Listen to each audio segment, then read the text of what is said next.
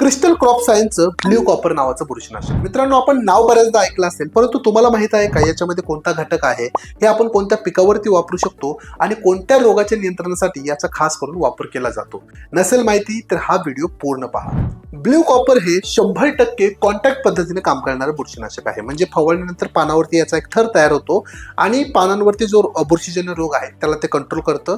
फक्त हे पानाच्या आतमध्ये उतरून काम करत नाही. याच्यामध्ये आपल्याला कॉपर ऑक्झिक्लोराइड 50% WP नावाचा घटक मिळतो.